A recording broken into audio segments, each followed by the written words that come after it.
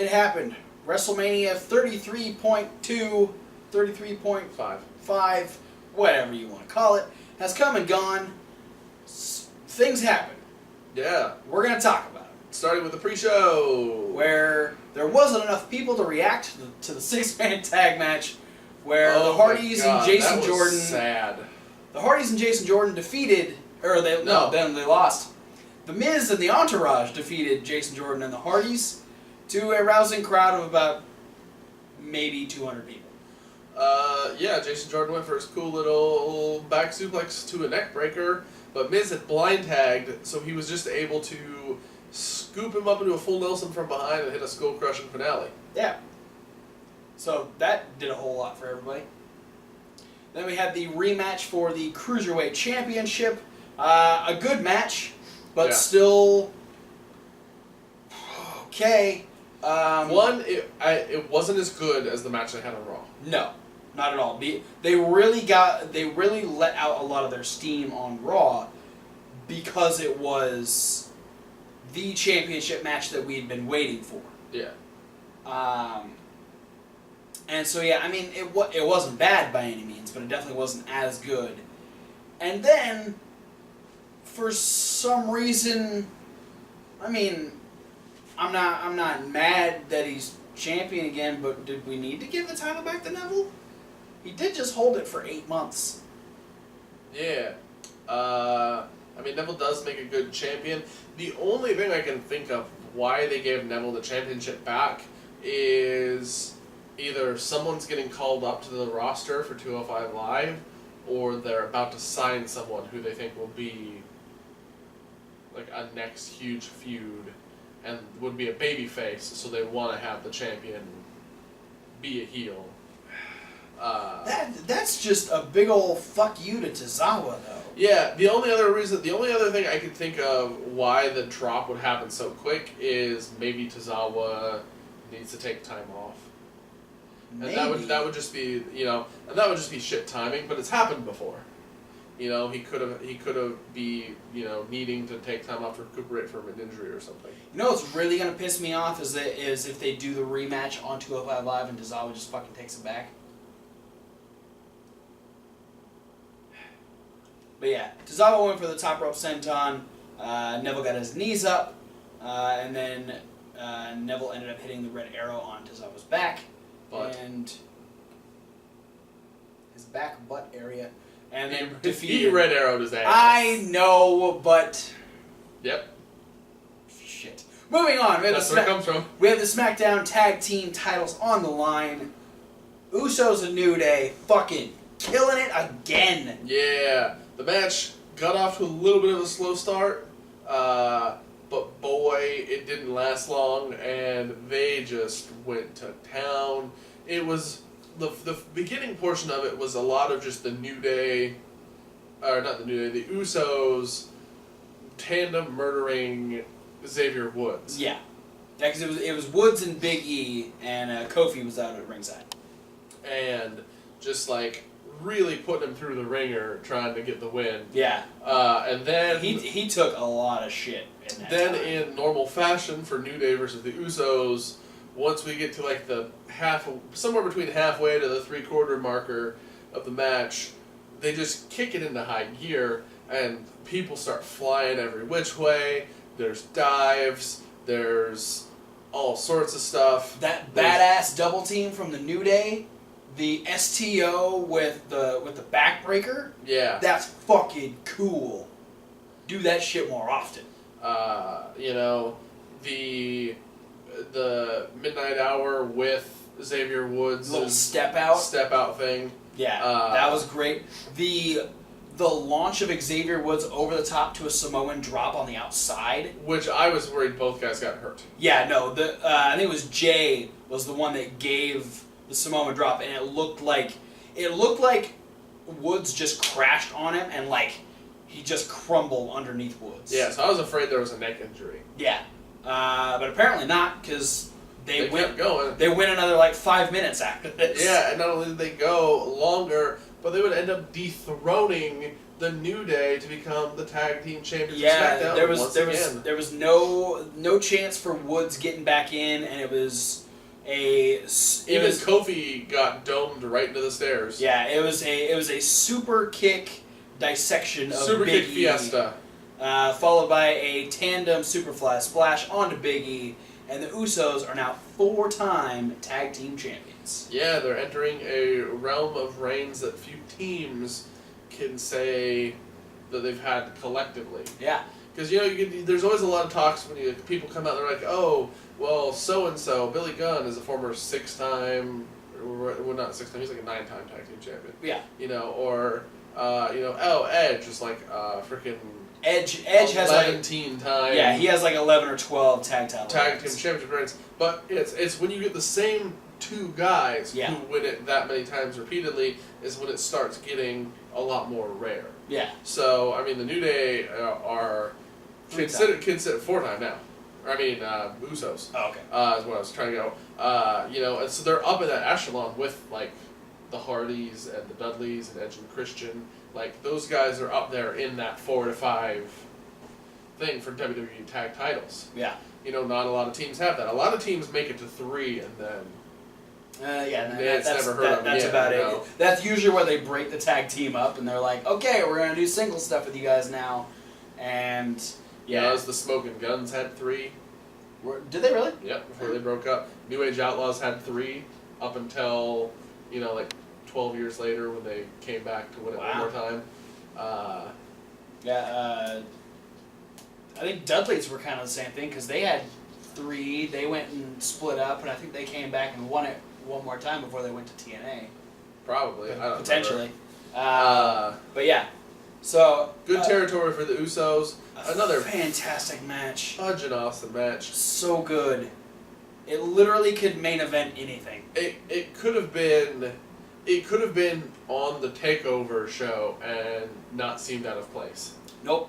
I mean... Which you can't say for a ton of the main card matches. Yeah. Especially like our opener to the main card, John Cena, ending the career of Baron Corbin. Man, there is one thing I'm going to give to Baron Corbin in this one. He is persistent.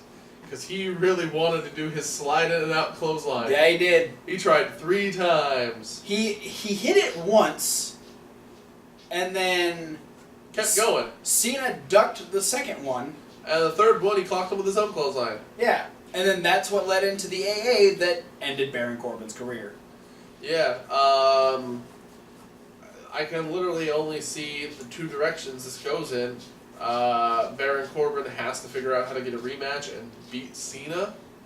And I'm talking definitively. I'm talking in a devastating fashion. He has to ruin Cena. Which I'm going to say is that if they want to, again, try and scrape any of the credibility that's left on the ground, where he got AA'd with a spatula or like a paint scraper.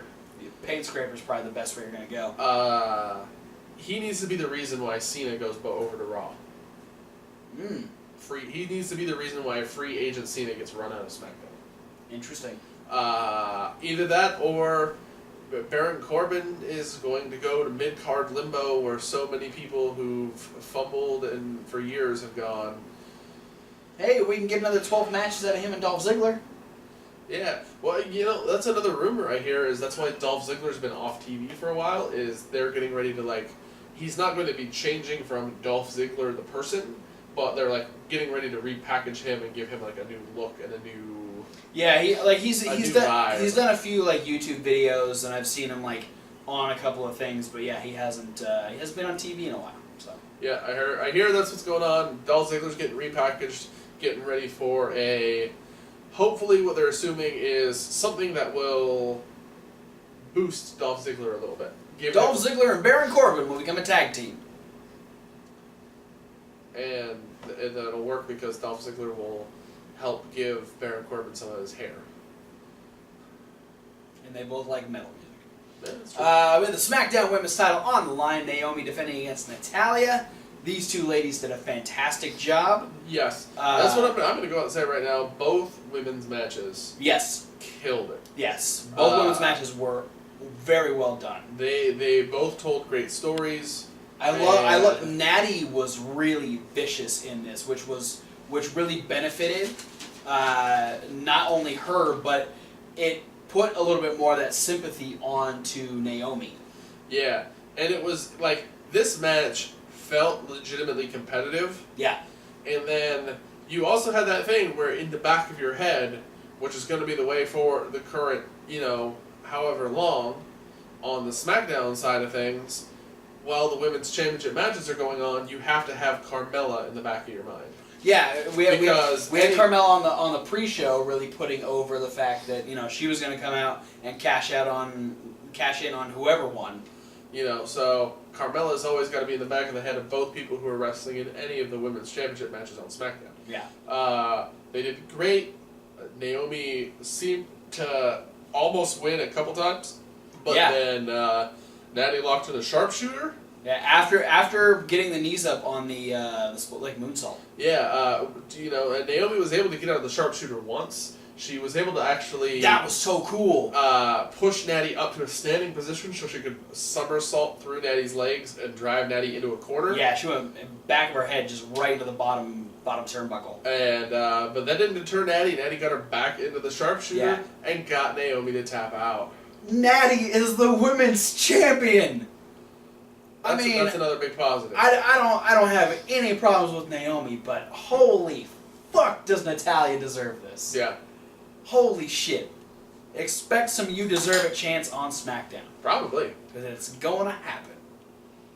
So yeah, great job to those two ladies. Then we had Cass versus Big Show. Yeah. This might be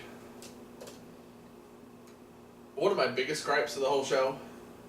Besides the fact that it actually had to happen. I get it because I like Big Show. I like Big Show, so I was happy to see it because it's Big Show getting time on a pay-per-view. That's fair. Awesome. Big Show needs to be on more pay-per-views. Yeah, I'm always okay with Big Show having matches wherever it is. So let's preface this. Cass wins. Big boot, Empire elbow. We got a point here. Yeah. Our first point of the show. No, my first... Well, I mean, we got the pre-show. No, the pre-show we completely bombed. You got Cena, I got Natalya, and then we both got Cass. Yeah, so here we are, barely racking up any points. Yeah. All weekend long. Yeah, we're not doing so well. And, the whole point of this match is Enzo's not going to get involved. Yeah, because he's in the shark cage. And then for no apparent reason, because it had absolutely zero effect on the match whatsoever, Enzo gets out of the cage. Literally, this match didn't put any focus on Big Show. Honestly, there was more focus on Enzo in the cage than there was on the match itself. Because Enzo was dancing around and doing a bunch of stupid shit in the cage. Including stripping and oiling himself. Don't get me wrong. If this hadn't been, a shitty feud. Essentially I would imagine this is the end of this feud. It cannot go any longer. Logically, there's no reason why this should continue. Yeah. Because Cass has won every single time. Had it been anywhere else, it might have been funny. Yeah. Because the whole shtick, watching Enzo get out of the cage... clever. It was clever and slightly entertaining. But the fact that the whole reason for the cage was to keep him out of the match, and then he gets out of the cage and gets booted in the face. And that's it. Oily Enzo booted in the face. And then Big Show got booted in the face, and then he got an Empire elbow and Big Cass. Yeah. So I'm sorry, Big Show, that you had to lose to an elbow drop. To be fair, he had a big boot before.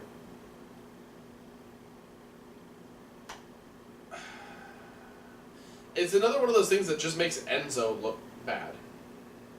Because it's Enzo breaking the rules. Yeah. Which he constantly is doing in this feud with Cass. Yeah, because he constantly interfering in the Cass versus Big Show match. Yeah, because he had the disqualification a couple weeks ago on Raw.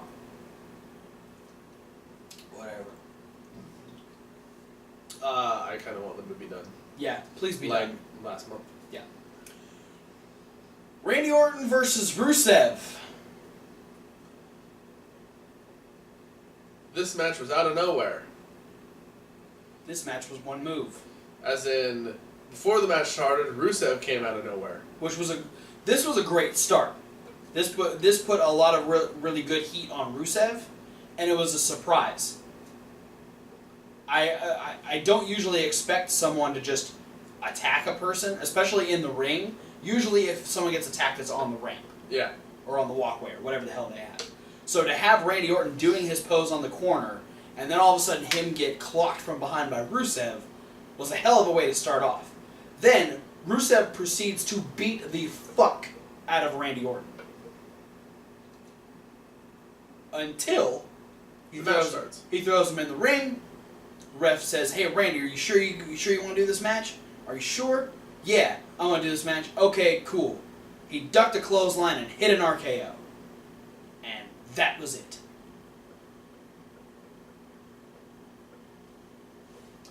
I'm not so upset with this one. Because Rusev did look really good at the beginning. I think Rusev's on a losing streak for a reason at this point. I don't know what I don't know what the end game's gonna be. But I think the reason why he's not winning these matches is gonna play into something in the future here. I would hope so. And he cut his hair. He lost all his power. Yeah, there you go. He's Samson. He doesn't have a hot chick with him either. That's true. She's busy hanging out with Tamina. Yeah. Tamina, whatever you do, if Lana tells you to cut your hair, don't do it. No, and for me, it's one of the things that was constantly put over in the recent history by the SmackDown commentary team is just the effectiveness of the RKO, especially when Lesnar and Orton were feuding on Raw. Yeah. Is that, the whole idea is that it only takes one RKO to end people. With the exception of, Cena. And Brock, I guess. So Brock got up from an RKO pretty quick. Not, immediately. I think Roman Reigns did, too. Probably. Well, okay, so the Superman characters can get up from RKOs. Obviously. But Rusev is the super athlete. Rusev, though, and this is the other thing that lended credibility, is Rusev took that bump on his head. Yeah, no, I'll give him all the credit in the fucking world for that bump. He was studying RVD cells. Yeah. Of RKOs. Because that's what that was.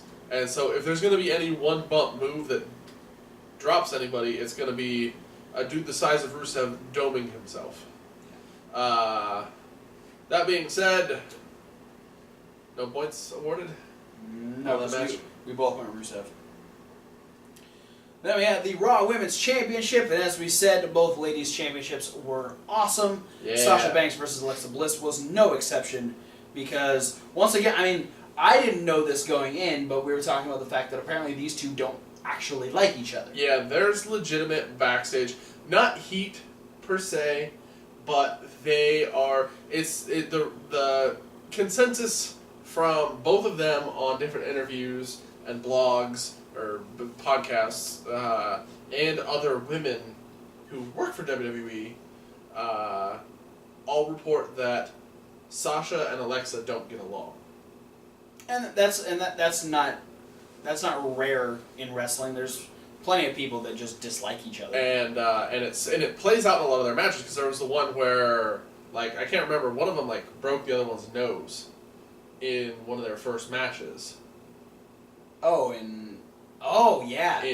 When they first showed up on when Alexa first showed up on Raw. Yeah.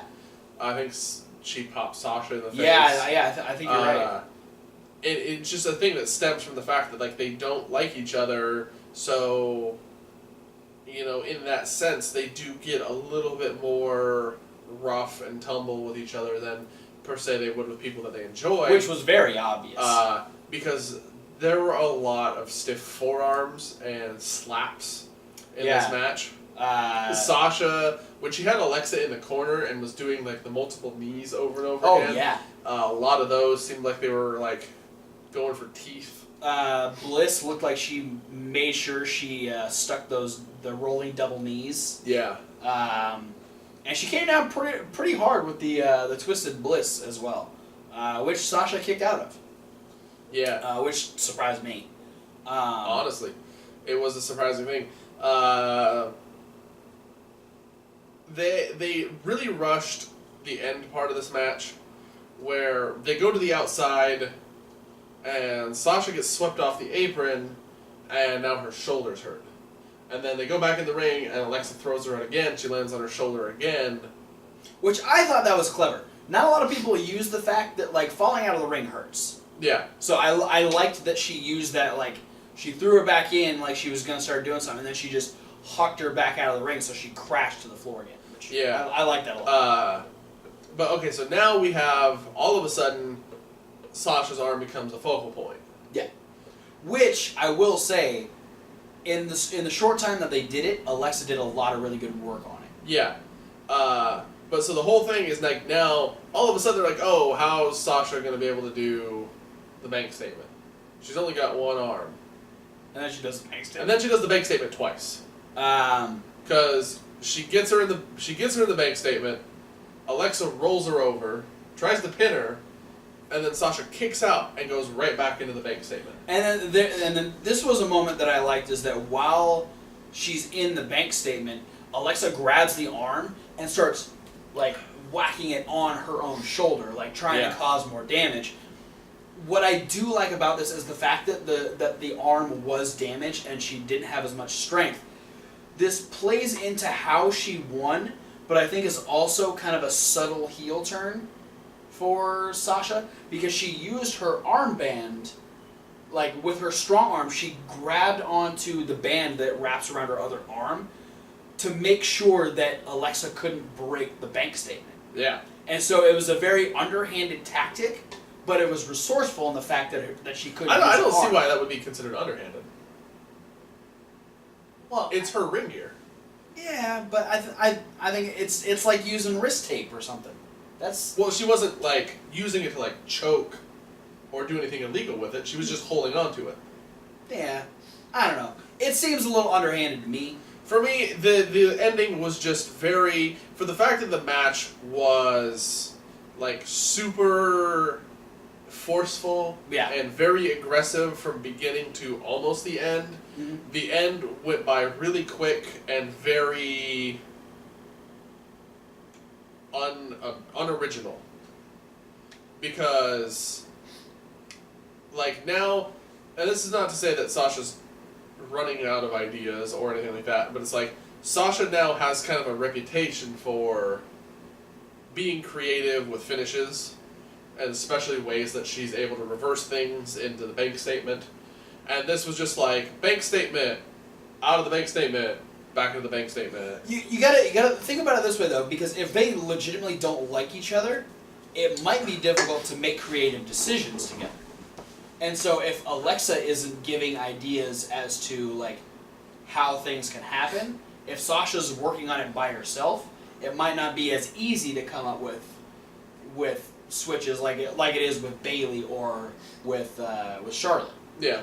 So I mean, I'm not saying that they didn't just phone it in, and that Sasha just kind of did it because that's the way they wanted it. I figure if that was the case, then the rest of the match wouldn't have been as good.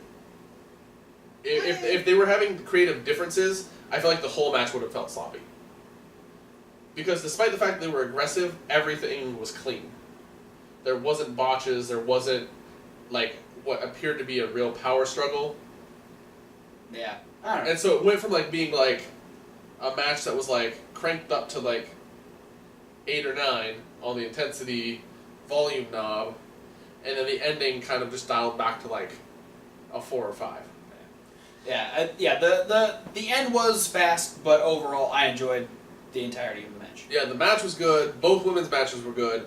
They kind of became, in my mind, I wouldn't say they went as far as stealing the show, but they became definitely like the two of the more memorable matches off of the card. Absolutely. Were the women's matches, both of them ending in title changes. Yeah.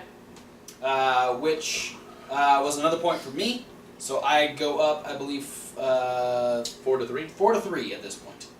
But then we are both going for the Demon Finn Balor, who is taking on Bray Wyatt.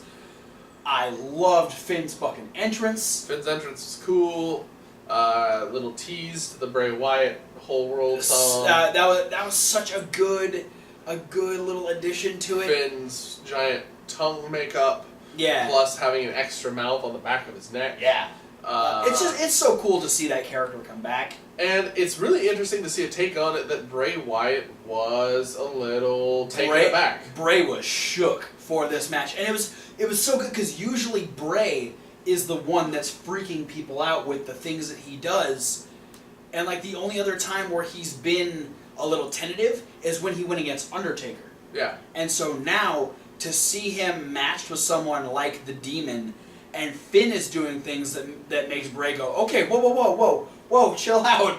Like it was fun to watch, but Bray was still very aggressive. Yeah. And tried everything he could think. Like he was still in that mentality of, oh, this is the guy I beat on Monday. This shouldn't be a problem.